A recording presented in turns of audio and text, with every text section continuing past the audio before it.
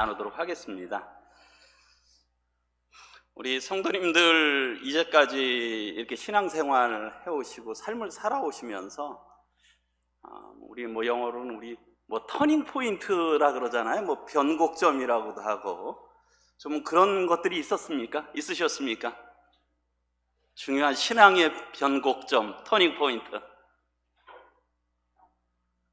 아마 다들 그런 부분들이 있으셨을 것이라 생각이 듭니다.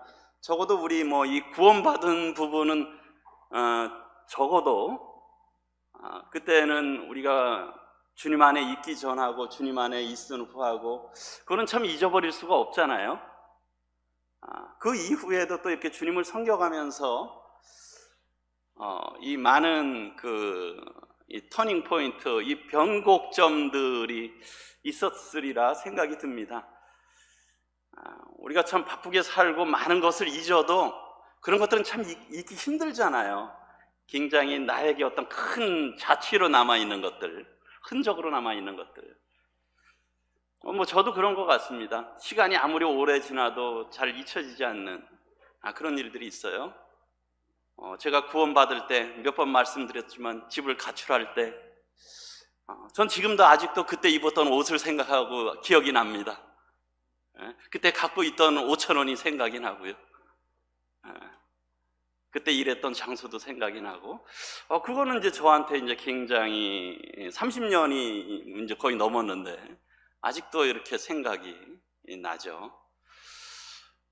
그리고 또 이런 결혼을 앞두고도 그랬던 것들도 이렇게 또 생각이 나고요. 그 다음에 또 이렇게 아이를 낳을 때 또 그런 부분들도 그때 인도하셨던 그런 것들도 생각이 나고요. 그리고 이제 한 20년 가까이 일했던 회사를 그만두면서 또 이제 그 전후해서 그런 것들도 저에게 참 잊혀질 수 없는 그런 시기입니다. 아마 성도님들이 이렇게 다 여기 저희 장모님 6.25 때 그 북한군이 내려와서 그 생명의 위협을 받으셨던 거 벌써 70년이 됐는데 그거 생각하신다 그러더라고요. 그러니까 70년이 지나도 아마 돌아가실 때까지도 잊지 못하는 그런 것들이 우리 가운데 있다라고 하는 것이죠. 그래서 저는 오늘 이 길갈에 세워준 이런 12돌인데요. 이스라엘 백성들은 특별히 이 출애굽 2세대들에게 있어서는 이 길갈의 12돌은 잊지 못할 겁니다.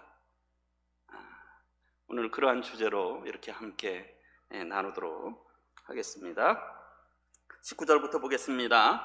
첫째 달 10일에 백성이 요단에서 올라와 여리고 동쪽 경계 길갈에 진침해 여호수아가 요단에서 가져온 그 12돌을 길갈에 세우고 이스라엘 자손들에게 말하여 이르되 후일에 너희의 자손들이 그들의 아버지에게 묻기를 이 돌들은 무슨 뜻이니까 하거든 너희는 너희의 자손들에게 알게 하여 이르기를 이스라엘이 마른 땅을 밟고 이 요단을 건넜음이라.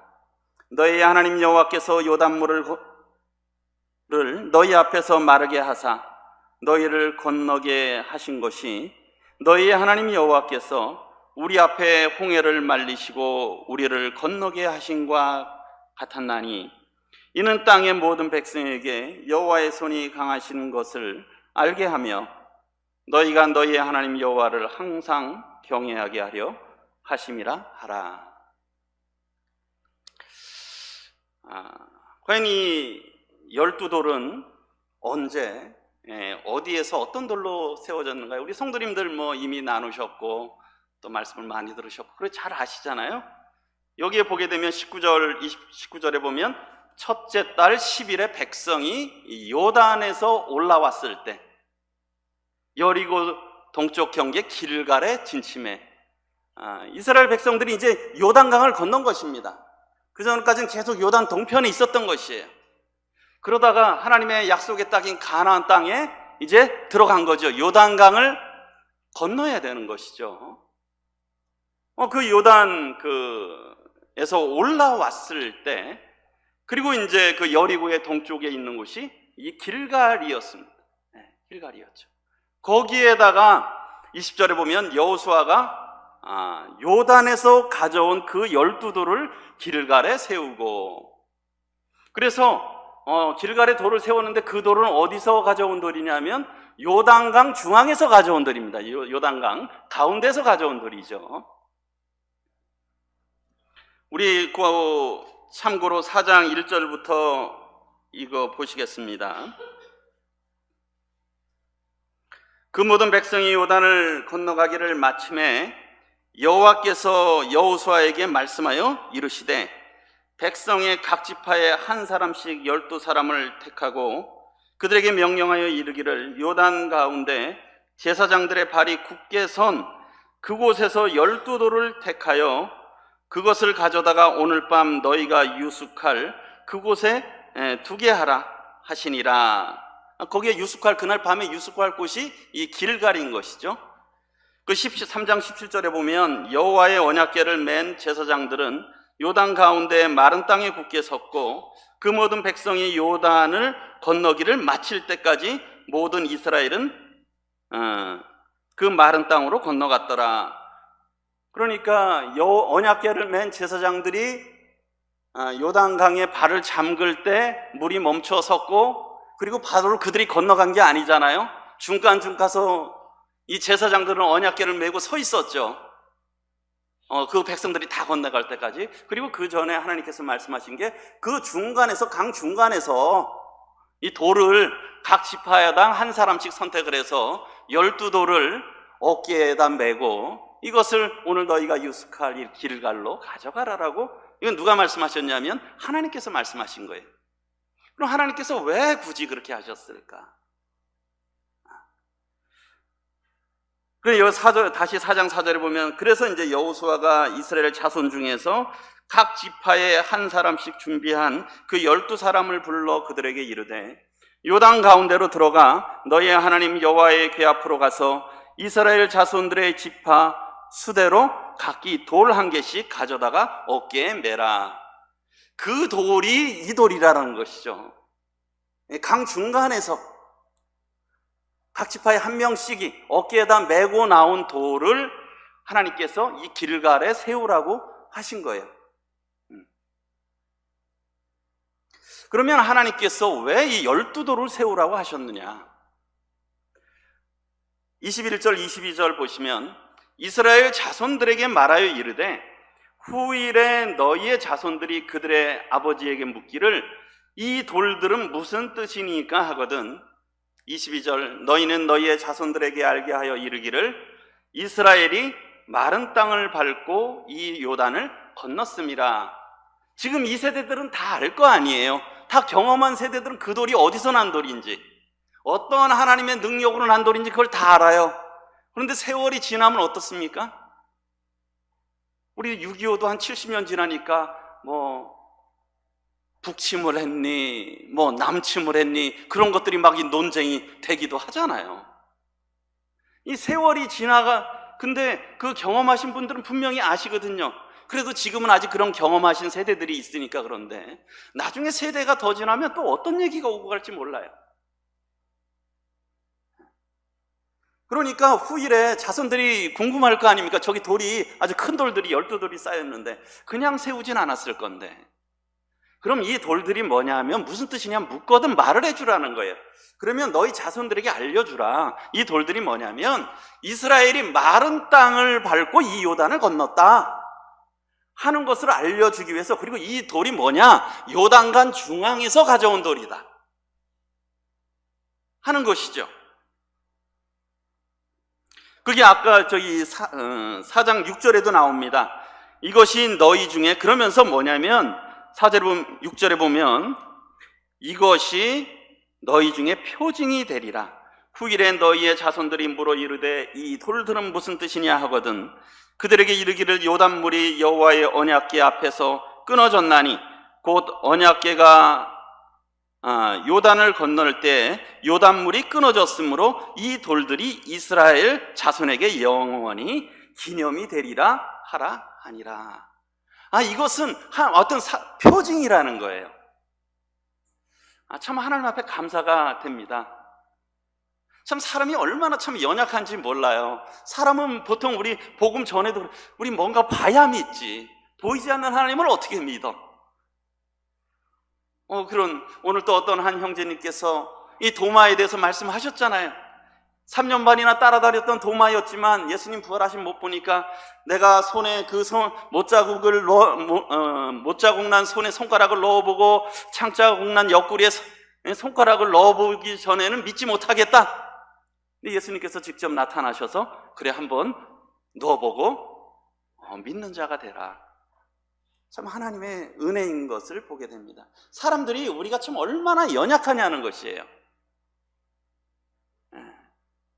참 그래서 하나님께서는 특별히 저희들에게 그 지금 이 세대 말고 그 다음 세대를 생각해서 하나님께서 이 돌들을 준비하신 거예요. 그들에게 어떤 표징, 이것은 하나님의 능력이다, 하나님의 은혜다. 너희들이 믿지 못하겠던 이 돌들을 봐라.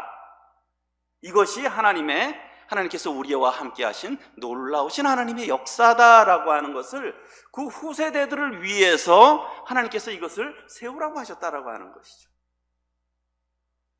참 예수님의 자비가 참 놀라우시잖아요. 우리 그런 찬양, 믿음 없는 도마에게 믿음 주시고 우리에게 믿음 주시고 확신 주신 그런 하나님이 이스라엘 백성들에게 이러한 이유로 12돌을 세우라고 하신 것이죠. 그러면 어떻게 이것을 세울 수 있었을까요? 23절에 보면 너희의 하나님 여호와께서 요단물을 너희 앞에서 마르게 하사 너희를 건너게 하신 것이 너희의 하나님 여호와께서 우리 앞에 홍해를 말리시고 우리를 건너게 하신과 같았더니, 여기에 너희라고 하는 것은 지금의 이 세대들을 말하겠죠. 그렇지 않습니까? 그런데 여기에 우리는 누구 말하겠습니까? 모세와 여호수아와 갈렙, 그리고 나머지 사람들은 다 죽었겠죠. 모세와 여호수아와 갈렙은 뭡니까? 홍해가 갈라진 것도 봤어요. 그리고 거기를 마른 땅을 건너간 것도 봤습니다. 그러나 이 가나안 세대들은, 이 세대들은 그걸 보지 못했어요. 다 죽었거든. 또 아주 어렸을 때 경험을 했거나. 그래서 그 하나님께서, 너희의 하나님께서 이런 놀라운 일을 행하셨다. 참 하나님의 축복이라고 생각이 듭니다. 이 부분도요. 하나님께서 40년 광야 생활을 걷기 전에 참 유월절과 홍해를 바다를 능력으로 건너게 하신 건 은혜 아니겠습니까?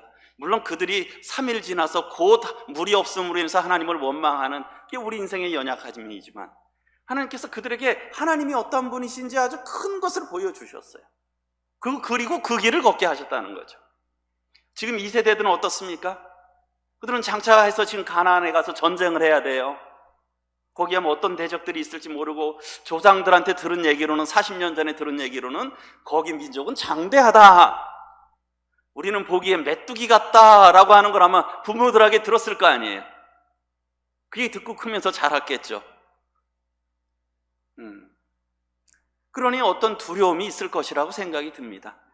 그래서 하나님께서 이렇게 그런 큰 어떤 신앙의 삶을 두고 이런 하나님의 큰 능력을 보여주셨다라고 하는 것은 큰 자비라고 생각이 듭니다. 어쨌든 이런 것을 어떻게 세울 수 있었는가 하는 걸 조금 살펴보면 3장 14절부터 이렇게 보시면, 제가 앞에도 이렇게 해놨는데요. 14절 보시기 전에 3장 1절부터 제가 읽어드리도록 하겠습니다. 또 여호수아가 아침에 일찍 일어나서 그와 모든 이스라엘 사람들과 더불어 시딤에서 떠나 요단에 이르러 건너가기 전에 거기에 유숙하니라. 그러니까 요단강 건너가기 마지막에 한 게 시딤이죠. 그리고 건너가서 처음 유숙한 게 길갈입니다. 그 다음에 2절에 사흘 후에 관리들이 진중으로 두루 다니며 이제 뭐 정착한 지 이제 3일 된 또 이제 짐 싸야 되는 거예요. 한 200만이 짐을 싸는 게 쉽겠습니까? 우리 뭐 예전에 캠프할 때 한 한 150명, 200명 가서도 이렇게 짐 풀었다가 짐 싸려면 그 큰일이잖아요. 그렇지 않습니까? 그런데 이제 또 다시 이제 짐을 싸라라고 하는 거죠. 두루다니며 3절에 보면 백성에게 명령하여 이르되 너희의 레위 사람 제사장들이 너희의 하나님 여호와의 언약궤를 매는 것을 보거든 너희가 있는 곳을 떠나 그 뒤를 따르라. 그 백성들이 해야 될 일들에 대해서 말하고 있습니다. 뭐를 해야 되느냐? 언약궤를 맨 제사장들이 언약궤를 매는 것을 보거든 정확하게 언젠지 모르지만 떠나라라고 하는 것이죠. 그게 이제 곧 임박했는데, 그러니까 그리고서는 이제 여기 보면 4절에 그러나 너희와 그 사이 거리가 2000규빗쯤 되게 하고, 뭐 한 규빗이 약 45cm 된다고 하면 한 900m 내지 한 1000m 되겠죠. 1km 정도. 그거 보니까 여리고에서 그 느보산에서 이쪽에 그 가나안 땅을 보니까 그 요단강을 중심으로 한 10km 이상이 평지인 것 같아요. 그리고 바로 그 앞에가 한 800m 그 바위산들로 이어지고 이쪽 요단 동편도 800m 바위산으로 이루어져 있죠. 그런데 여기에 보게 되면 어떠냐? 그 대기하고 그것에 가까이 하지 말라. 그리하면 너희가 행할 길을 알리니 너희가 이전에 이 길을 지나보지 못하였음이라 하니라. 근데 그들이 가야 되는데요, 그 길이 어떤 길인지 모르는 거예요. 생전 처음 가보는 길입니다. 그렇지 않습니까? 생전 처음 가는 길이에요. 그리고 소문 듣기로는 거기에 민족이 장대하대요. 그리고 여기서 이쪽 편에 저쪽 편을 보니까 한 10km 정도 평지더니 그 다음부터는 산이 엄청 높아요. 저기를 또 올라가야 되나? 제가 여리고 저기 그 산지에서 여리고까지 한번 내려온 게 한 1000m 같이, 해발로 하면 1000m 정도 차이 날 것 같은데 해보니까 한 3시간 정도 내려오겠더라고요. 근데 굉장히 험해요.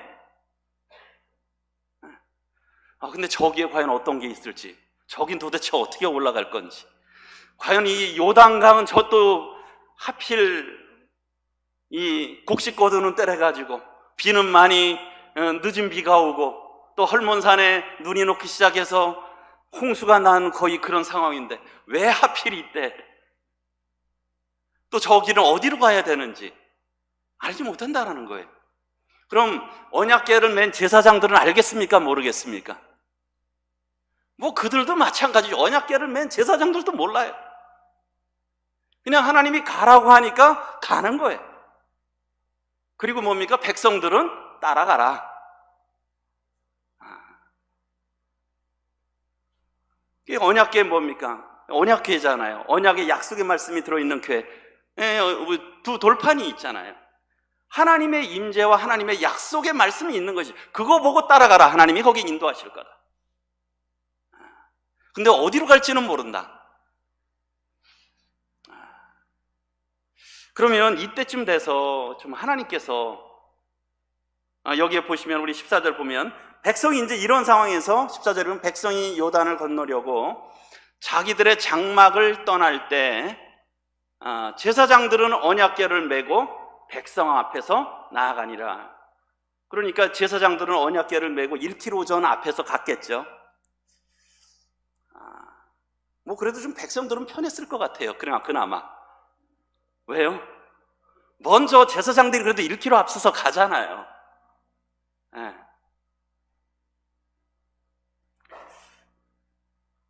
그런데 15절에 보면 요단이 곡식 거두는 시기에는 항상 언덕이 넘치더라. 궤를 맨 자들이 요단에 이르며 궤를 맨 제사장들의 발이 물가에 잠기자. 사실은 제사장들은 죽음을 내놓은 걸음이에요. 그렇지 않습니까?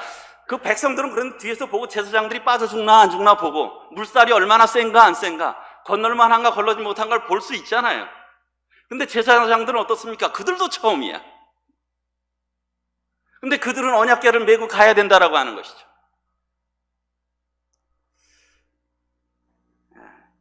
그런데 하나님께서 그렇게 발이 좀 물가 가까이 왔을 때 좀 물이 그치면 얼마나 좋겠습니까? 그렇지 않겠습니까? 더군다나요, 좀 그런 생각이 들지 않습니까? 하나님이 건너오기 한 일주일 전부터 물을 막으시는 거야. 그때부터 말리시는 거예요, 땅을. 그러면 얼마나 좋겠습니까? 하나님께서 일주일 전에 막으시고 일주일 동안 땅을 말리시는 거야. 그럼 조금 마음이 평안하지 않겠습니까? 하나님이 막으셨네. 이제 좀 말리시네. 이제 좀 마르면 가면 되겠네. 근데 하나님은 그렇게 안 하시더라는 거예요. 제사장들이 발이 잠길 때 그게 어디 발목까지 잠겼는지 허벅지까지 잠겼는지 모르겠어요. 그 사람들은 지금 한 걸음 한 걸음이 사실은 어떨지 모르잖아요. 그런데 하나님께서는 그들이 그렇게 순종했을 때 하나님이 이렇게 역사하셨다라고 하는 것이에요. 사실 저희들의 삶도 그렇지 않습니까? 좀 하나님께서 좀 앞으로 1년 삶을 좀 보여주시면 좋을 것 같아. 너 월급 걱정 1년간 안 해도 좋아.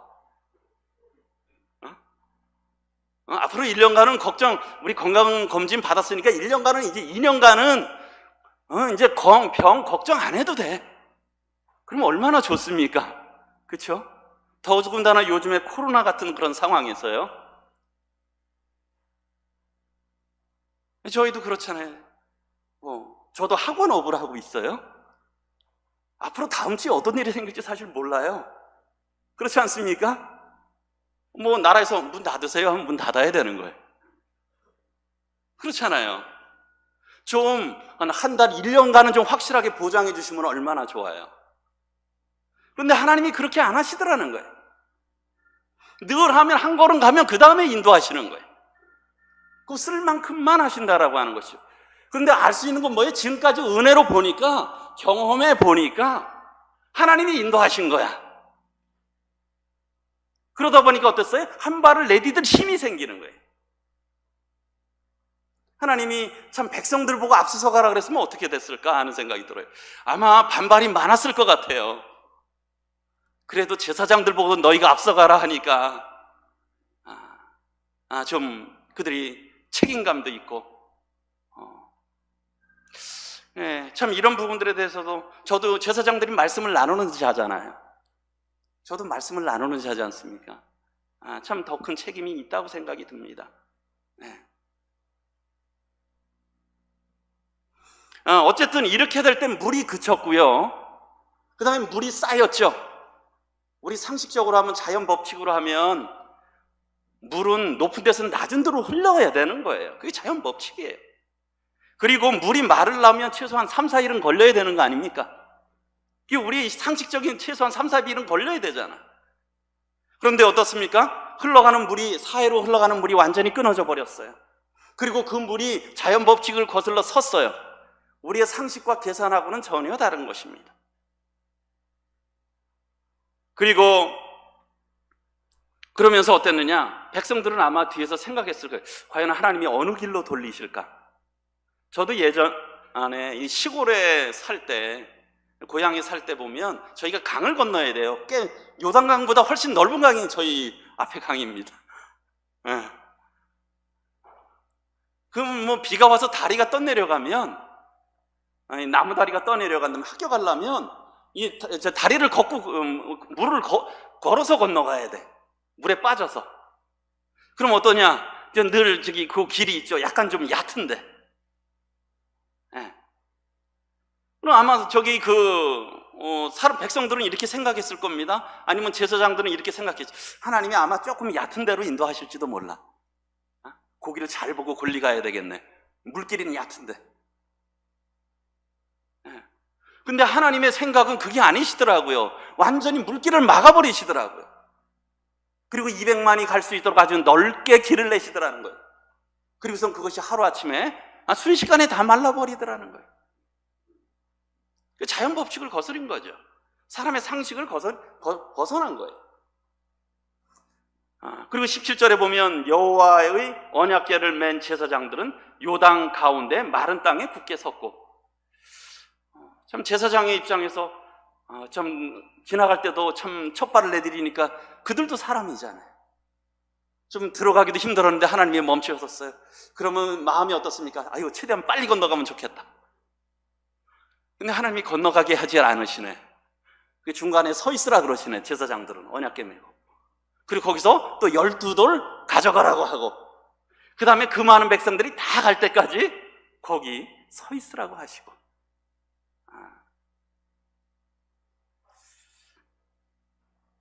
하나님께서 그렇게 하셔서 결국은 그 모든 백성이 요단을 건너기를 마칠 때까지 모든 이스라엘은 그 마른 땅으로 건너갔더라. 마른 땅으로 건너갔더라 라고 이렇게 말씀을 하고 있습니다. 제가 어떻게 세울 수 있었는가를 말씀을 드렸어요. 어떻게 세울 수 있었는가.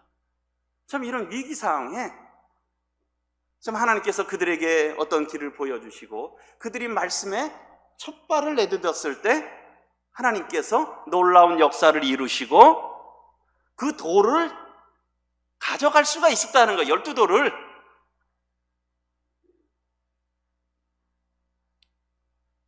그러면 하나님께서 이것을 하신 궁극적인 이유는 무엇이겠습니까? 앞서서도 궁극적인 이유는 24절에 보면 우리 같이 한번 읽어보겠습니다. 시작. 이는 땅의 모든 백성에게 여호와의 손이 강하신 것을 알게 하며 너희가 너희의 하나님 여호와를 항상 경외하게 하려 하심이라 하라. 그럼 이것을 하신 궁극적인 이유, 왜 12돌을 쌓으라고 하셨느냐 하는 이유는 너희 후손들에게, 그리고 특별히 땅의 모든 백성에게 하나님의 손이 정말 강하시구나, 그분에게는 능치 못할 일이 없으시구나 하는 것을 알아야 되잖아요. 우리가 사실은 아는 만큼 의지하지 않습니까? 아는 만큼 의지하는 거예요. 알고 경험한 만큼 의지한다라고 하는 것이죠. 왜요? 하나님을 알지 못하기 때문에, 하나님을 경험하지 못하기 때문에 방자히 행하는 거잖아요. 믿음 없이 행하는 거지 않습니까? 그래서 결국은 하나님의 손이 얼마나 강한 것을 알게 하고, 그리고 너희가 너희의 하나님, 이스라엘의 하나님이라는 거예요. 너희의 그분 하나님을 알아야 된다는 것이죠. 그래서 여호와를 항상 경외한다는, 그분을 두려워한다는 거예요. 그냥 무조건 겁이 나서 두려워하는 게 아니라 그분만을 어떤 신뢰하고 의지하고 그분 앞에서 참 겸손한 심령으로 그분을 믿고 살아간다라고 하는 것이에요. 그분 앞에서 살아간다라고 하는 것이죠. 왜요? 그분을 우리가 아는 만큼 그분을 섬긴다라고 하는 거예요. 제가 그렇더라고요. 하나님께서 제가 뭘로 거짓말을 조금 하면 나중에 그걸 꼭 말을 하게 만들어요. 그런 걸 몇 번 경험하니까 이거 거짓말하면 안 되겠네. 그 나중에 가서 꼭 그걸 하게 하시더라니까요. 그러니까 적어도 이제 그런 부분들에 대해서는 굉장히 조심을 하는 거예요. 이 거짓말하면 안 되겠다. 그러니까 이런 경험한 그런 부분들에 대해서 이렇게 알아가는 것이죠.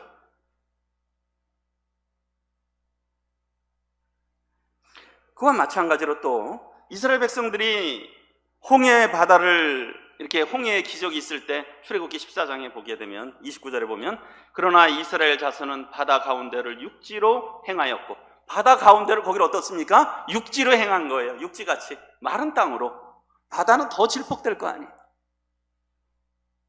몇천 년, 몇만 년을 그냥 이 바닷속에 물속에 잠겼었는데, 그런데 거기에 보면 바다를 육지로 행하였고 어떻습니까? 물이 좌우에 벽이 됐다는 거예요. 물이 벽을 이룬 거예요. 근데 이게 사실 우리 자연법칙을 누가 만드셨습니까? 하나님이 자연법칙을 만드셨잖아요. 자연법칙을 만드신 분이 하나님이에요. 우리 어떤 분들은 예수님께서 어떻게 처녀가 낳느냐 그러는데, 사람을 만드신 분이 하나님이신데, 아니 없는 데서도 사람을 만드셨는데 있는 사람 통해서 애기 못 낳으시겠습니까? 하나님을 알면, 우리 관점에서 생각하는 게 아니라 하나님 관점에서 보면 이것은 사실 일도 아니죠. 일도 아니에요. 근데 사람의 생각으로 하면 우리가 배운 어떤 법칙, 지식, 경험, 알고 있는 지혜, 그런 걸로 하다 보니까 이건 불가능한 거예요. 그런데 하나님은 우리의 지혜와 지식을 뛰어넘는 능력이 하나님인 것이잖아요. 이 물이 좌우의 벽이 된 거예요. 30절에 그날에 여호와께서 이같이 이스라엘을 애굽 사람의 손에서 구원하심에 이스라엘이 바닷가에서 애굽 사람들을 죽어 있는 것을 보았더라. 그 죽는 거 봤잖아요. 막 이스라엘 백성이 나오자마자 그냥 물이 덮어버렸잖아요. 그 애굽. 그걸 보는 이스라엘 백성들의 마음은 어떻겠습니까? 야, 하나님만이 참신이다. 하나님의 능력이 정말 놀랍다. 그래서 31절을 보면 이스라엘이 여호와께서 애굽 사람들에게 행하신 그 큰 능력을 보았으므로 백성이 여호와를 경외하며 여호와와 그의 종 모세를 믿었더라. 참 하나님께서 참 은혜를 베풀어 주셨어요. 이런 놀라운 일을 통해서 하나님께서 은혜를 베풀어 주셨다는 것이죠. 그런데 앞서 말씀드렸듯이 며칠 못 가서 부럽다고 원망하는 게 우리 사람의 모습이에요. 저희 그래 신앙을 돌이켜봐도요, 언제 신앙이 어제 참 놀라운 하나님을 경험했다 그래서 오늘 내가 확실하게 간다라고 하는 보장이 없어요. 오늘 또 하나님을 원망하고 부인할 수 있는 게 우리 참 저희의 연약함인 것을 보게 돼요. 그러나 어떻게 됐든 그것을 우리가 순간적으로는 그런 생각이 들더라도 지난 그런 발자취들을 자꾸 생각해 보면 때로는 금방 어떤 안 좋은 상황이 벌어질 때 하나님 앞에 참 불편한 마음, 원망하는 마음이 들지만 그래도 조금 돌이켜서 지난 년들을 생각해 보면 그래도 하나님께서 은혜로 인도하셨지, 하나님이 여기까지 인도하셨지, 그런 우리의 믿음이 되잖아요. 그게 길갈에 세운 12돌이라는 것이 그들의 마음에 아주 깊은 흔적으로 남아있다라고 하는 것이죠.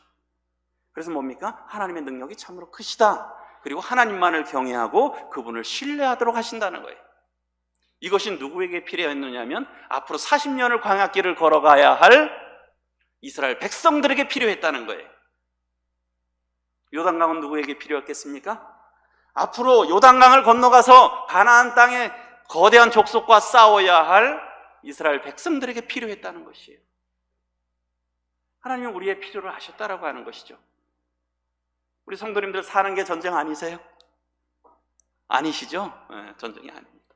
그러나 세상에 살아보면 일주일을 참 바쁘게 살고 참 우리가 치열한 환경 속에서 살아간다 그러잖아요. 가만히 궁금해 보면 우린 그런 생활 속에 살아가고 있어요. 세상에서 어디 누가 남 배려하는 거 별로 없잖아요. 요즘에 뭐 코로나 치료제가 있다니까 미국이 92% 다 갖고 갔대요. 치료제. 서로 자기들 챙기는 세상 아닙니까? 나라와 나라, 개인 개인. 우린 치열하게 우리가 살아갈 수밖에 없는 세상을, 아주 험한 세상에 특별히 우리 양 같은, 연약한 양 같은 우리 성도들이 살아가야 될 길은 그렇다는 거예요. 얼마나 일이들이 많습니까? 거기서 전쟁을 하면서 살아야 된다는 거예요. 하나님께서는 그걸 아셨다라고 하는 것이죠. 그러면서 너희가 의지할 것은 나만 의지해라 하는 것을 하나님께서 그들에게 아주 깊이 새겨주신 거예요. 교훈의 말씀을 이렇게 생각해 보도록 하겠습니다. 그래서 말씀드린 것은 우리가 신앙의 12돌을 세우자라는 것이에요. 신앙의 12돌. 이것은 뭐냐면 영적 전쟁에서 강력한 하나님의 능력이 되고 하나님의 표징이 돼요. 그렇지 않습니까? 우리가 지금 이렇게 신앙의 세월을 하고 가는 것들은 뭡니까? 하나님께서 이제까지 나와 함께 하셨던 그런 경험이 사실은 큰 힘이 돼요. 그때 구원하셨던 하나님이 지금도 건지시고 계신다. 다윗이 골리앗과 싸울 때 그랬지 않습니까? 나를 사자의 발톱에서 건지신 하나님이 이 저자에게서도 나를 건지실 거다. 그의 경험이었잖아요. 그가 갖고 있던 물맷돌은 우리가 보면 뭐 저거 뭐야. 그런데 어떻습니까? 거기에는 하나님의 능력이 함께 했잖아요. 하나님의 보호하심이 함께 하셨던, 아주 그걸 볼 때마다 감사가 되는 거예요. 다른 사람들한테는 뭐 저 돌들이 뭐야 저거. 우리 돌들 얼마나 많습니까? 그렇죠? 돌들이 얼마나 많아요. 그런데 이스라엘 백성들에게 그 돌은 어떻습니까? 아주 특별한 돌이에요. 하나님께서 함께 하셨던, 능력으로 함께 하셨던, 우리를 위해서 역사하셨던 아주 능력의 돌이 거기에 그 안에 의미가 담겨 있다라고 하는 것이죠. 그런 것이 우리의 신앙의 영적 전투에 있어서 굉장한 힘이 된다라고 하는 것이에요.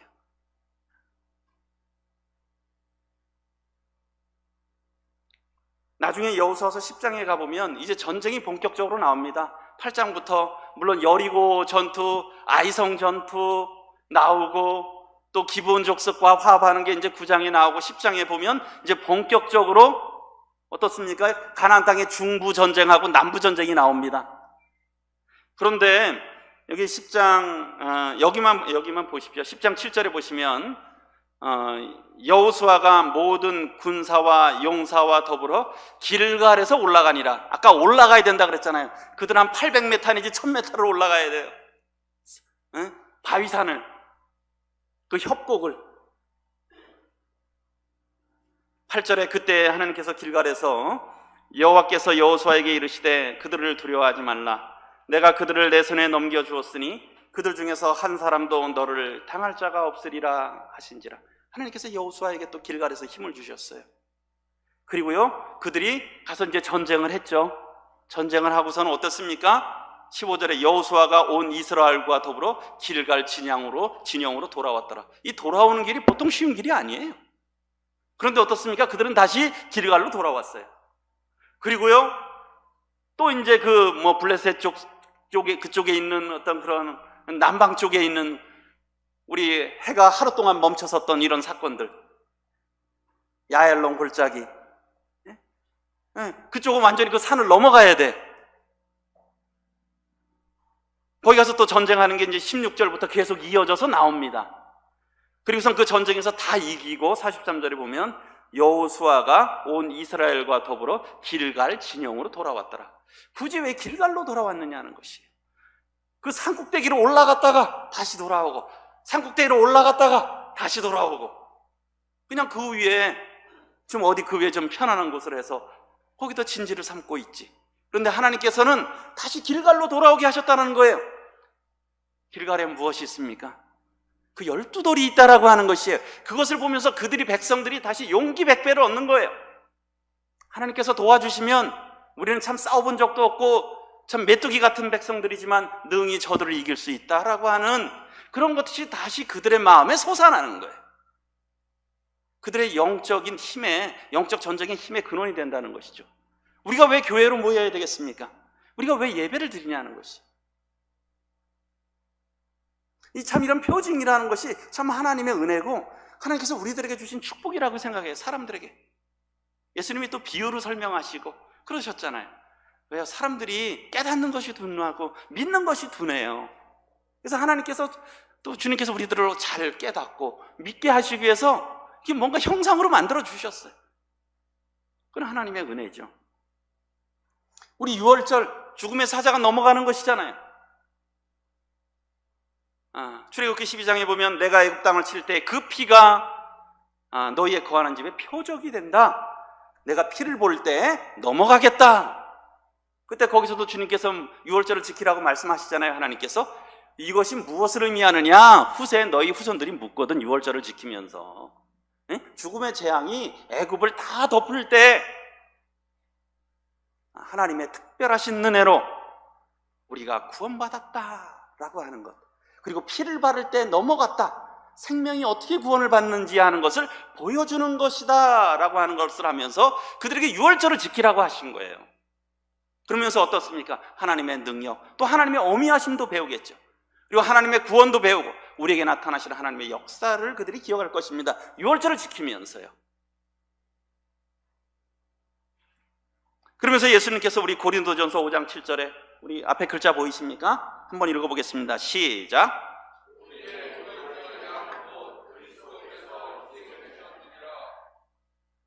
아마 이런 구약의 6월절과 출애굽기의 6월절과 이런 말씀을 듣고 구원받은 분들도 꽤 많으시리라 생각이 들어요. 우리의 6월절 양 곧 그리스도께서 희생되셨느니라.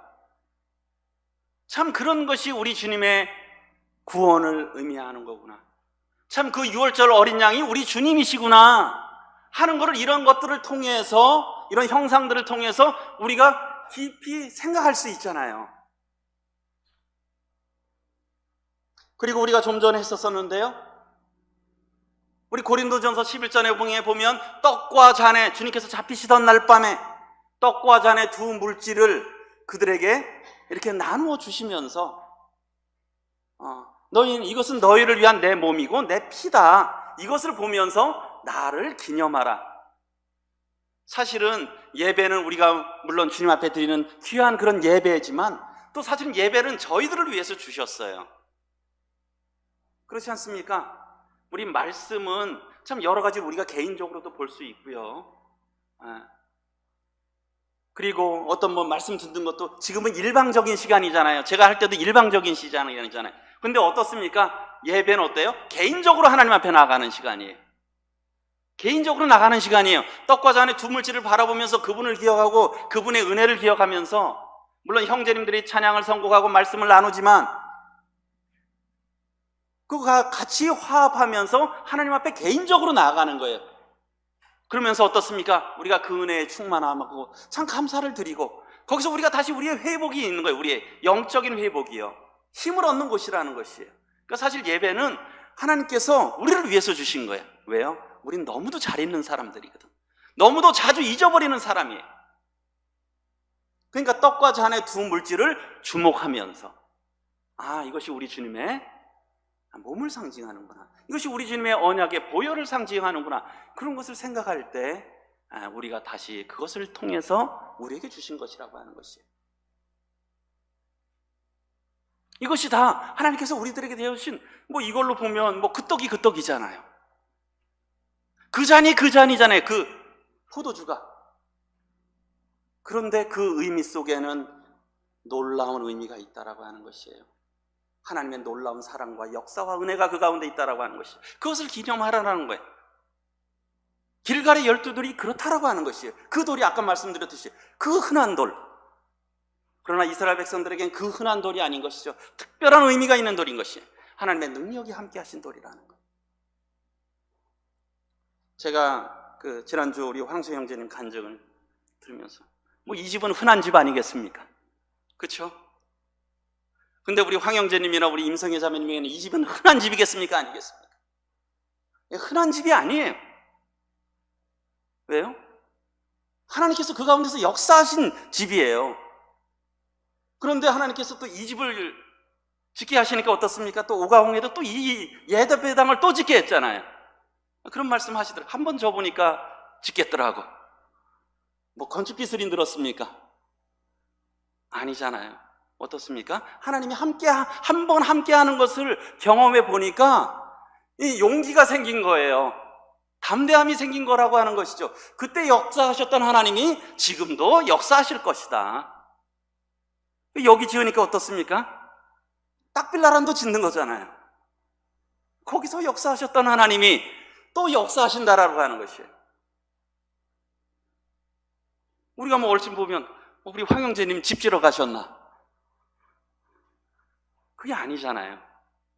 하나님이 하신 역사들의 이 길갈의 12돌을 쌓아오고 오시는 거예요. 앞으로 더 큰 집을 지을지 하나님 어떻게 될지 모르겠습니다. 이제 집은 그만 지으라 하실지. 그러나 만약에 더 큰 거를 지으라고 또 주님이 인도하시면 짓지 않겠습니까?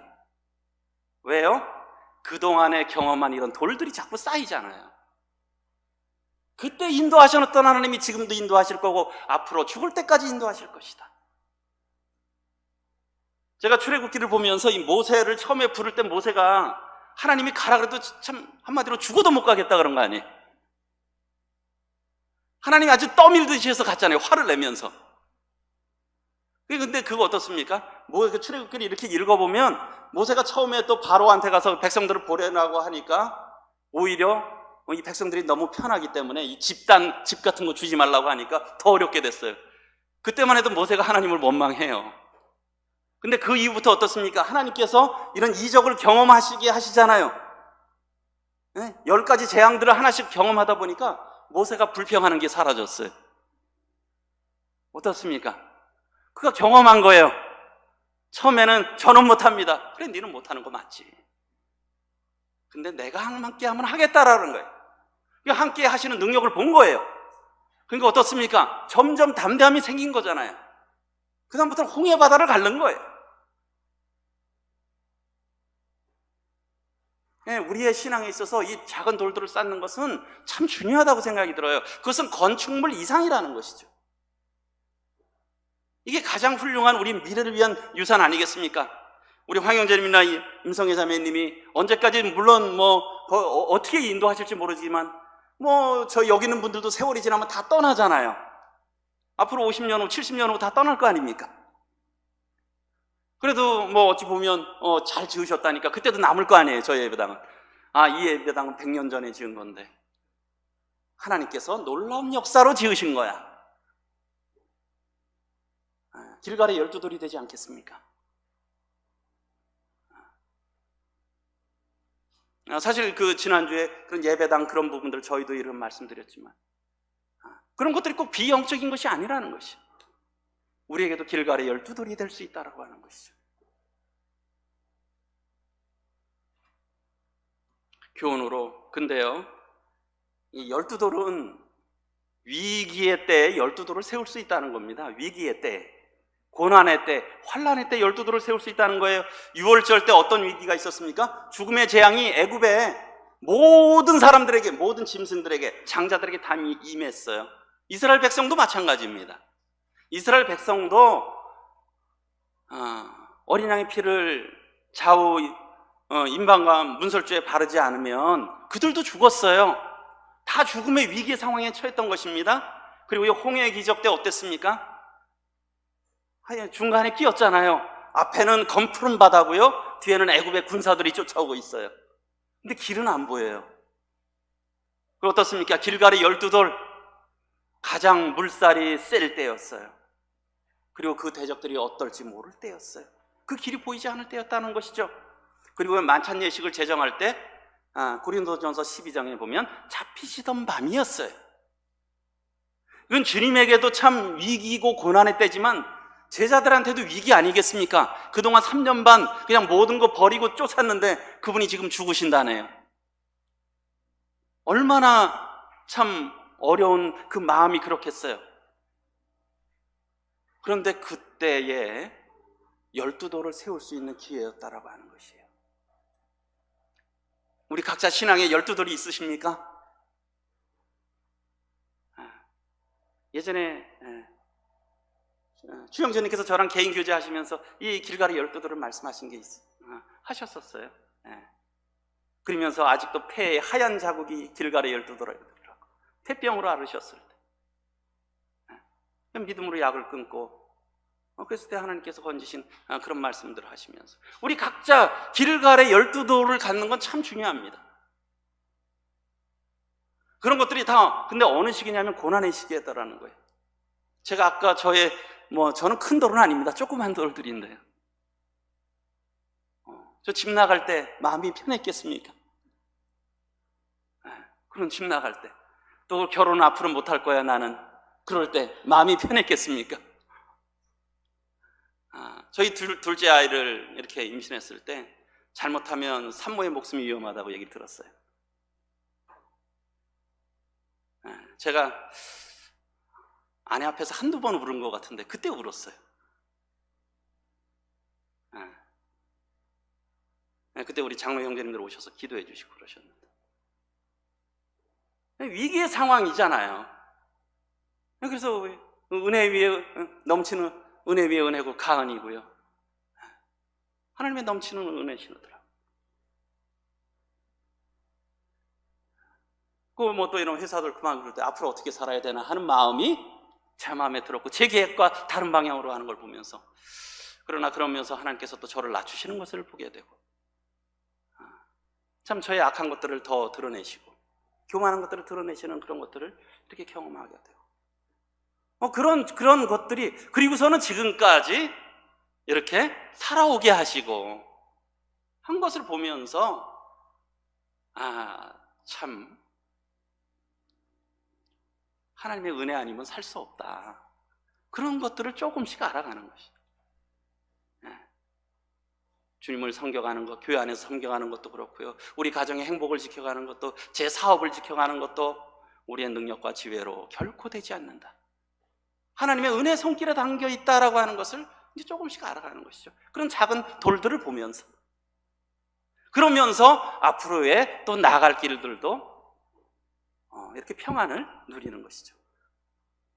시편 3편 4편 아침에 시간 묵상을 하면서 거기에 보면 하나님의 자녀들에게 평안한 잠을 주신다.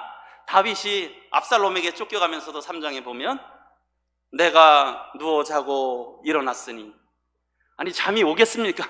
그때 더군다나 야영에서 잘 텐데. 그런데 하나님께서 그의 마음에 평안을 주셨다는 거예요. 사람들은 다 조롱하고 천만인이 나를 대적할지라도 하나님께서 내가 평안히 눕고 자기도 하신다. 4장에서도 계속 그 말씀을 하시잖아요.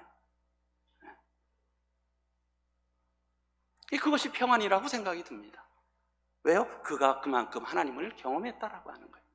이 하나님이 지금도 길을 내실 것이라는 것이죠. 그 다음에요, 사실 12돌은 내가 세울 수 있는 게 아닙니다. 저희가 결코 세울 수 없어요.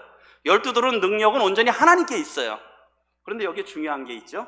근데 하나님께서는 우리의 믿음과 함께 그 돌을 세워가신다는 거예요. 아까 유월절 말씀드렸는데, 유월절 양의 피를 좌우 문설주와 임방에 바를 때 세워질 수가 있었던 것입니다. 그 믿음이 있는 자들만 구원받은 거예요. 그리고요, 홍해의 기적, 나중에 출애굽기 14장 15절 16절 읽어보시면 모세가 하나님께 부르짖으니까 하나님께서 화를 내셨어요. 너가 언제까지 부르짖겠느냐? 이제 백성들에게 앞으로 가라고 명해라. 그리고 내 지팡이를 뻗어서 지팡이를 바다 위를 향하게 해라. 그러자 어떻습니까? 바다가 갈라졌어요. 길갈의 12돌을 아시잖아요. 백성이 따르고 언약궤를 맨 제사장들이 발이 물가에 잠길 때, 아까 말씀드렸어요. 좀 일주일 전부터 물을 막고 좀 마르게 하시면 얼마나 좋아. 근데 하나님께서는 잠글 때까지 기다리신다는 거예요. 그러니까 우리가 하나님의 일들은 하나님께서 뭔가 이렇게 다 준비하시고 어느 정도 진짜 물이 막아지고 땅이 마르는 걸 보면 이제 저희 건너겠습니다. 사실 그것은 믿음이 아니라는 거예요. 그렇지 않습니까? 그리고선 못 건너갈 사람은 어디 있겠어요? 저는 일단 물만 쓰면 땅 안 마르더라도 걸어갈 것 같아요. 그런데 그건 믿음이라는 거예요. 하나님을 의지하는 믿음이라는 거예요. 그 믿음을 하나님은 보시기를 원하신다라고 하는 것이죠. 우리가 과연 첫 발을 가능성이 있어서 내딛는 게 아니라 가능성이 없을 때 믿음이 필요한 거라는 거예요. 보이는 것을 누가 믿지 않겠습니까? 보이지 않는 것을 믿는 것이 믿음이라는 것이. 그리고 만찬 예식, 어떻습니까? 예수 그리스도를 개인의 구주로 주님으로 모실 때 사실은 만찬 예식이 의미가 있는 거예요. 결국은 하나님의 12돌은 하나님이 세우시지만 거기에 우리가 믿음으로 화합할 때 그것이 세워질 수 있다라고 하는 것이죠. 결론적으로 말씀드리겠습니다. 참 우리 자신을 위해서, 우리의 후손 세대를 위해서 우리가 영적인 어떤 소중한 자산을 남겨야 되잖아요. 믿음의 12돌을 물려줘야 되지 않겠습니까? 그렇잖아요. 우리 여기 예신자매 있는데 부모 없이 결혼식 할 뻔하지 않았습니까? 양가 부모님 없이 결혼할 뻔하지 않았어요? 얼마나 마음에 부담이 됐겠어요. 근데 하나님께서 그냥 끝까지 오시다가 그 길을 열어 보이셨잖아요. 아마 새롭게 시작하는 저 가정에게는 그런 것들이 하나의 또 12돌이 될 거예요. 하나님께서 그렇게 하셨다. 그것이 믿음의 훌륭한 유산 아니겠습니까?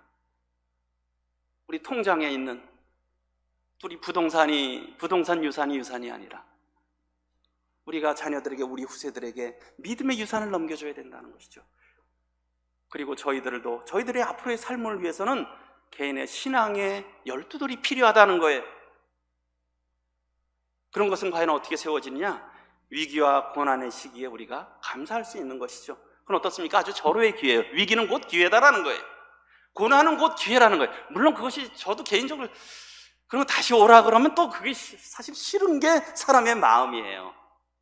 그게 연약한 우리의 마음인데, 근데 사실은 지금 우리 가운데 혹시 위기가 있고 고난이 있고 환란이 있고 미래가 길이 보이지 않는다면 그것은 12돌을 쌓을 수 있는 절호의 기회구나. 우리가 하나님 앞에 감사하면서 우리가 믿음의 첫 발을 하나님이 내딛기를 원하시는구나. 우리가 믿음의 첫 발을 이렇게 내딛어야 될 것이라는 거예요. 그리고 저 역시도 아까 제사장이 첫 발을 내딛었듯이 함께 말씀을 나누는 자로서 이 첫발을 내딛어야 될 책임이 이렇게 큰 것을 보게 되고요. 가정에서도 가장이잖아요. 가장이 믿음의 첫발을 내밀어야 되잖아요. 그런 교훈을 받게 됩니다. 예, 이상으로 마치고 기도드리고 마치시겠습니다. 은혜로우신 신실하신 아버지 하나님을 찬양하옵나이다. 참 저희들같이 연약하고 악한 자들을 참 하나님께서 불러주시고 또 신실히 세워주셔서 또 여기까지 이끄신 은혜 앞에 감사를 드리옵나이다. 오늘 길거리에 세워진 12들을 통해서 또 교훈해 주심 감사를 드리옵고, 참 저희들이 하나님 앞에 참 믿음의 첫발을 내딛고 순종함으로 말미암아 하나님께서 저희들 가운데 역사하시는 놀라운 역사들을 저희들이 보고 경험함으로 하나님을 더 알고 의지하며 경외하게 하여 주시기를 원합나이다. 그러한 경험들이 저희들의 앞으로 또 주님 안에서 신앙생활을 하는데 큰 믿음의 열두들이 되게 하시고, 저희들의 믿음의 후세대들에게도 아름다운 이런 열두들을 남길 수 있도록 은혜 베풀어 주시옵소서. 또한 주님께서 참 저희들의 생애를 통해서 영광 받으시옵기를 원합나이다. 모든 시간을 감사를 드리옵고 예수 그리스도의 존귀하신 이름으로 기도드리옵나이다.